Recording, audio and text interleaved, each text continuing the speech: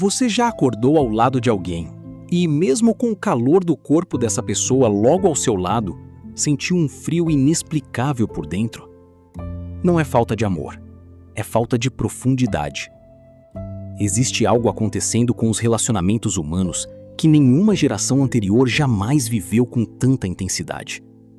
Algo que vai muito além de namoros que não duram, de casamentos que se dissolvem, de amizades que somem sem aviso. Existe uma transformação silenciosa na forma como os seres humanos se conectam. Ou melhor, como deixaram de se conectar de verdade. E o assustador é que a maioria das pessoas não percebe que está acontecendo com elas. Zygmunt Bauman, o filósofo polonês que dedicou décadas estudando a condição humana na modernidade, disse uma vez algo que deveria estar escrito em todas as paredes. Numa sociedade líquida, tudo que era sólido se derrete no ar, incluindo as pessoas. Hoje, você vai entender por que isso não é apenas uma frase bonita. É um diagnóstico preciso de uma epidemia emocional que está consumindo silenciosamente a capacidade humana de amar de verdade. Imagine que você está segurando um cubo de gelo nas mãos. No começo, ele tem uma forma definida. Você sente o peso dele, sabe exatamente onde ele começa e onde termina. Mas à medida que o tempo passa, o calor das suas próprias mãos começa a derretê-lo. E o que era sólido, o que tinha forma, o que você conseguia segurar, vira água. Escorrega pelos seus dedos. E por mais que você tente fechar as mãos com força, não consegue retê-lo. Isso é o que está acontecendo com os relacionamentos humanos. Mas por quê? Por que exatamente agora? Por que a geração mais conectada da história, com mais meios de comunicação, mais facilidade de acesso às pessoas, mais visibilidade das vidas alheias do que qualquer civilização anterior, é também a geração mais solitária, a que menos consegue construir vínculos duradouros? A resposta não está nos aplicativos de namoro, não está nas redes sociais, não está na geração mimada ou nos jovens que não querem compromisso. A resposta está muito mais funda. Está no próprio sistema que moldou quem somos. E para entender isso, precisamos voltar um pouco. Precisamos entender o que Bauman chamou de modernidade líquida. E por que essa ideia, publicada pela primeira vez em 1999, descreve o mundo de hoje com uma precisão perturbadora. Em 1969, um psicólogo chamado John Bowlby publicou um trabalho que mudaria para sempre a forma como a ciência entende os seres humanos. Ele descobriu algo fundamental. Os seres humanos são biologicamente programados para criar vínculos profundos. Não é romantismo, é neurologia. Quando você forma um apego genuíno a outra pessoa, seja romântico, seja uma amizade verdadeira, o seu cérebro libera ocitocina, dopamina e serotonina de forma coordenada. Esse processo cria literalmente uma estrutura neural, uma arquitetura invisível que conecta dois cérebros de maneiras que a ciência ainda está descobrindo. Mas aqui está o ponto que poucos conhecem. Essa arquitetura leva tempo para ser construída e tem um inimigo mortal. Esse inimigo se chama excesso de opções. Em 2000, os pesquisadores Sheena Iyengar e Mark Lepper conduziram um dos experimentos mais citados da psicologia moderna. Eles montaram uma banca de geleias em um supermercado. Em um dia, disponibilizaram 24 sabores diferentes. No outro, apenas 6. O resultado foi perturbador. Quando havia 24 opções, as pessoas paravam mais, olhavam mais, demonstravam mais interesse. Mas compravam 10 vezes menos do que quando havia apenas 6 opções. O excesso de escolhas não liberta. O excesso de escolhas paralisa. E agora, aplique isso aos relacionamentos. Num mundo em que você tem acesso a milhares de perfis potenciais no celular, em que deslizar para a direita ou para a esquerda se tornou um reflexo tão automático quanto respirar, o que acontece com a capacidade do seu cérebro de se comprometer com uma única pessoa? Acontece exatamente o que aconteceu com as geleias. Você olha mais, interage mais, mas investe menos. Vamos falar de algo que parece óbvio, mas que tem implicações que a maioria das pessoas nunca parou para considerar. O smartphone médio tem entre 60 e 90 aplicativos instalados. Desses, uma média de 10 são aplicativos sociais: Instagram, WhatsApp, TikTok, Twitter, Telegram.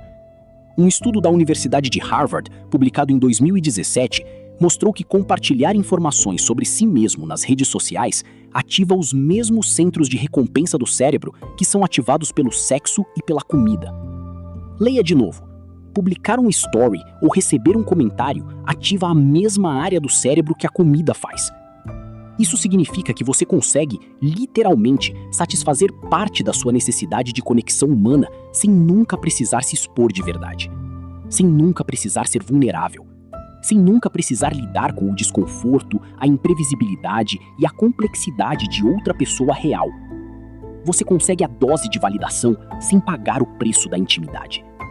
E esse preço, a vulnerabilidade, a paciência, o conflito, o crescimento mútuo, é exatamente o que transforma um encontro em um vínculo.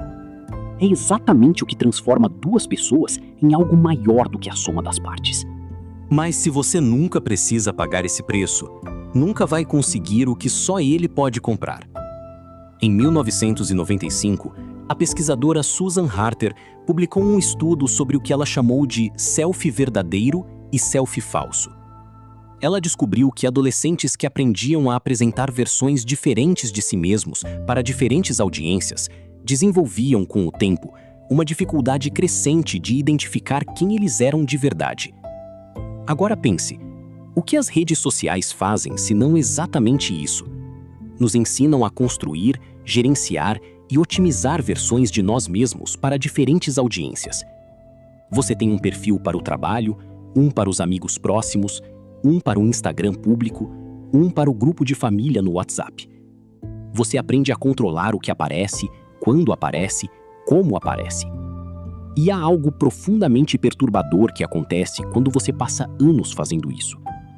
Você começa a ter medo de mostrar quem você realmente é, porque perdeu contato com quem você realmente é. E como você pode construir um relacionamento genuíno quando não sabe mais com clareza quem você é? Como pode oferecer autenticidade quando passou anos praticando a curadoria de si mesmo? Zygmunt Bauman identificou algo que ele chamou de consumismo emocional, a tendência moderna de tratar as relações humanas com a mesma lógica com que tratamos produtos. Você compra um celular, usa por 2 anos, aparece um modelo melhor, você troca. E a geração que cresceu nessa lógica começa inconscientemente a aplicá-la às pessoas. Um relacionamento está dando trabalho? Tem alguém melhor lá fora. Seu parceiro tem defeitos? Desliza para o lado e encontra outro perfil. A amizade exige esforço nos momentos difíceis? É mais fácil sumir do que enfrentar. Não é crueldade, é programação.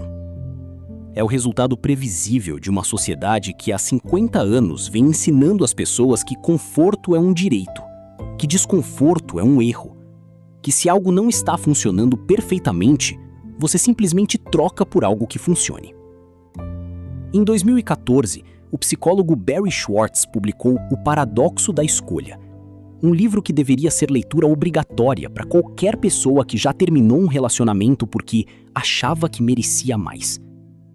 Schwartz demonstrou que pessoas com mais opções disponíveis relatam sistematicamente menos satisfação com as escolhas que fazem, mesmo quando essas escolhas são objetivamente melhores. Por quê?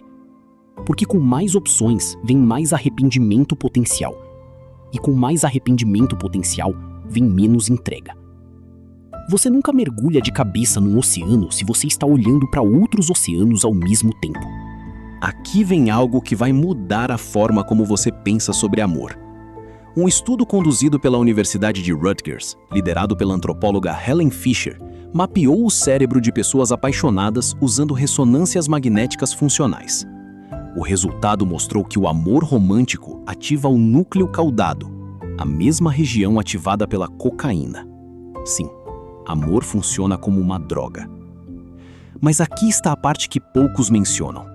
Assim como qualquer droga, o cérebro humano desenvolve tolerância. A intensidade do início de um relacionamento, aquela fase que os cientistas chamam de limerense, dura em média entre 18 meses e 3 anos. Depois disso, o cérebro naturalmente diminui a produção de dopamina associada àquela pessoa. O que acontece nesse ponto é onde os relacionamentos líquidos se revelam. Para quem nunca desenvolveu a capacidade de ir além da fase química, para quem aprendeu que o relacionamento deve sempre parecer novo e empolgante, esse momento de normalização química parece o sinal de que algo acabou. Parece que o amor foi embora. Mas não foi. O amor estava apenas tentando se aprofundar. O que se sente mais fraco é, na verdade, o momento em que o relacionamento tenta se transformar em algo mais rico, mais complexo, mais real. A fase da dopamina se abre para a fase da oxitocina, do vínculo profundo, da confiança, do conforto real. Mas se você foi treinado a confundir a queda da euforia com o fim do amor, você vai embora exatamente quando estava chegando no que realmente importa. E aqui está onde tudo se torna ainda mais perturbador. Existe um fenômeno psicológico documentado chamado Fear of Missing Out, o FOMO. Você provavelmente já ouviu essa expressão. Mas o que poucos sabem é que estudos recentes mostram que o FOMO não é apenas um inconveniente moderno. Em casos crônicos, ele reconfigura a forma como o cérebro avalia o presente.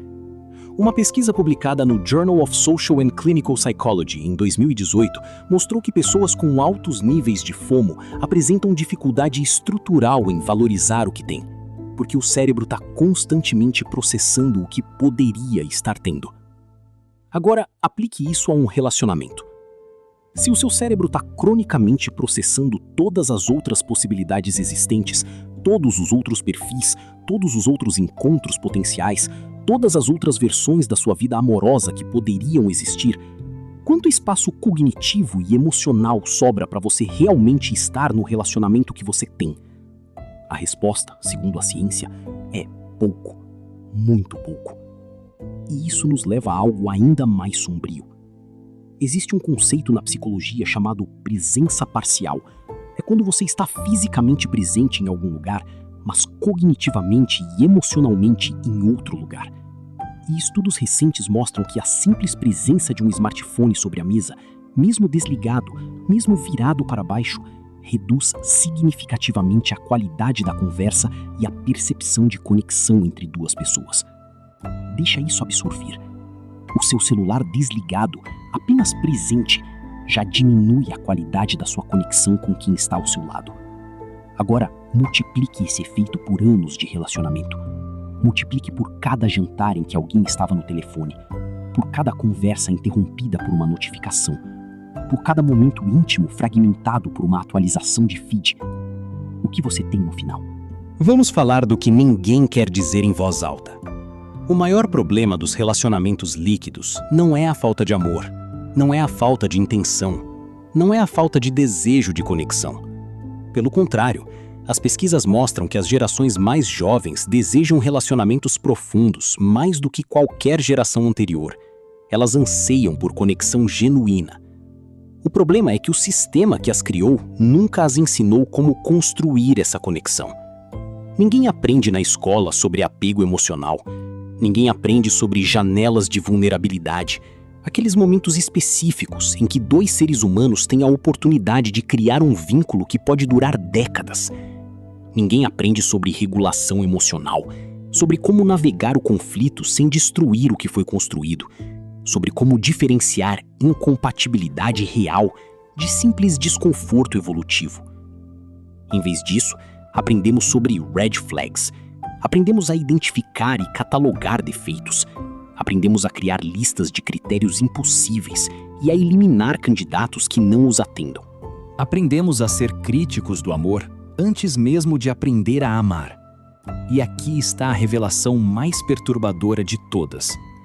O pesquisador John Gottman, que passou mais de 40 anos estudando casais e desenvolveu uma metodologia capaz de prever o fim de um relacionamento com 93% de precisão, descobriu que o que destrói a maioria dos relacionamentos não é o conflito, é o desdém.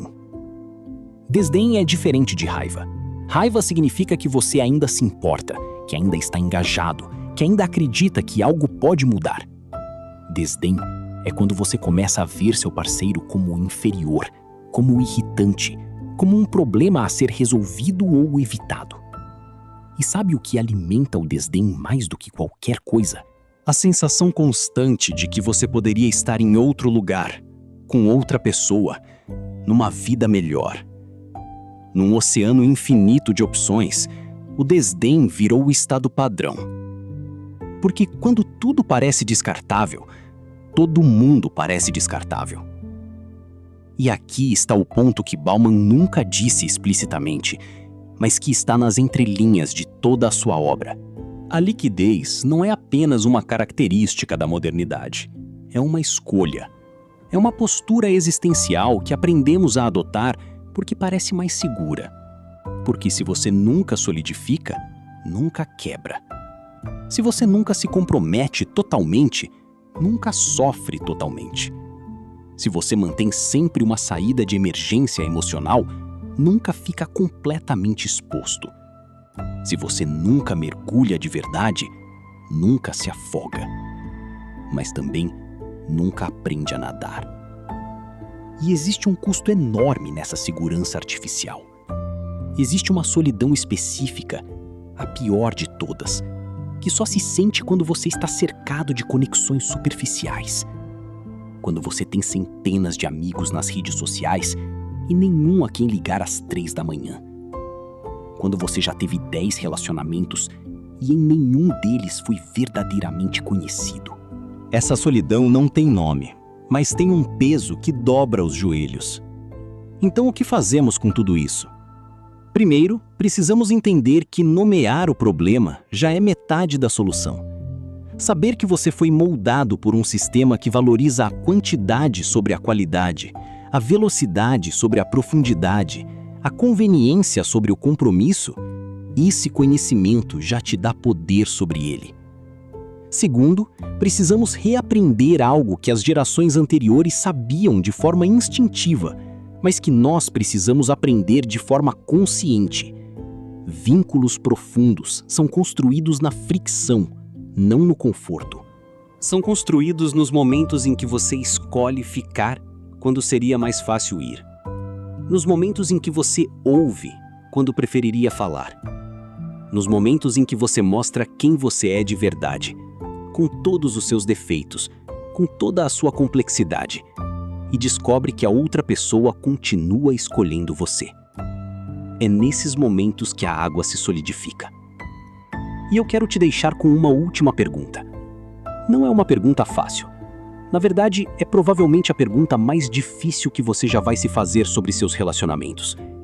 Mas ela tem o poder de mudar completamente a forma como você se relaciona daqui pra frente.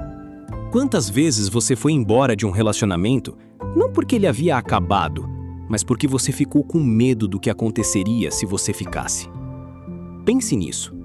Porque talvez o maior relacionamento líquido de todos não seja com as outras pessoas. Talvez seja o relacionamento que você tem consigo mesmo. Aquela parte sua que aprendeu, muito tempo atrás, que ser sólido é perigoso, que ter forma é arriscado, que se deixar ser conhecido completamente por alguém é a coisa mais aterrorizante que existe. E talvez, só talvez, o caminho de volta para relacionamentos de verdade comece não com encontrar a pessoa certa, mas com se tornar uma pessoa que sabe como ficar.